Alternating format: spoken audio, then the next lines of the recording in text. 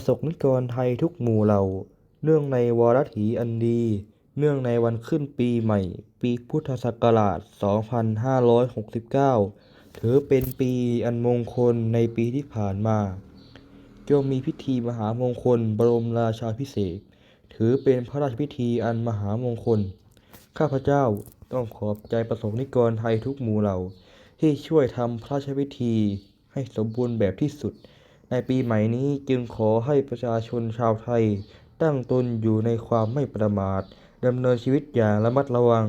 โดยมีสติรู้ตัวและปัญญารู้คิดอยู่ตลอดเวลาผู้ใดมีหน้าที่อย่างใดในบ้านเมืองก็พึงกระทำให้สำเร็จผล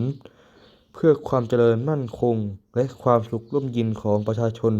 และประเทศชาติประกอบด้วยศรัทธาในความดีเชื่อมั่นในสิ่งที่ดีที่ถูกต้องย่อมจะก่อให้เกิดความสุขความเจริญที่แท้จริงและยั่งยืนขออนุภาพคุณแห่งพระศรีรัตนตรัยและสิ่งศักดิ์สิทธิ์ที่ท่านเคารพนับถือคุ้มครองรักษาท่านให้มีความสุขกายสุขใจปราศจากทุกข์โศกโรคภัยและประสบแต่สิ่งที่ดีงามตลอดสุขหน้านี้โดยทั่วกัน